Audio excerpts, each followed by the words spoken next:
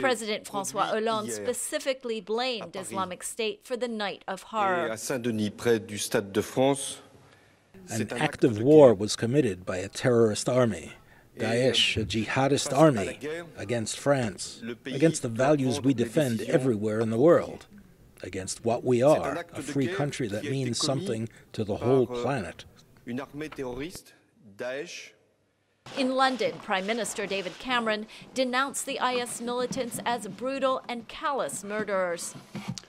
The events in Paris are the worst act of violence in France since the Second World War, the worst terrorist attack in Europe for a decade, a horrifying and sickening attack.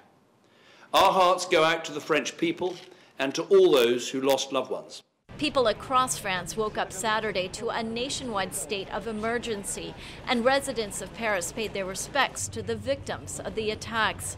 8 men identified as attackers died in Friday night's attacks, although their full identities have not yet been determined. 7 who wore suicide vests blew themselves up, and an 8th was killed by police gunfire. An active search is underway for any other insurgents or accomplices who may be at large.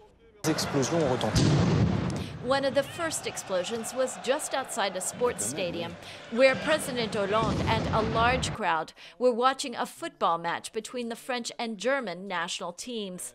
Police evacuated Hollande from the stadium, but when play was stopped, many people in the crowd ran onto the pitch and huddled in fear. Elsewhere in the French capital, dozens of people were killed at a music hall. Attacks were also reported at cafes and bars in Paris. Lisa Bryant for VOA News, Paris.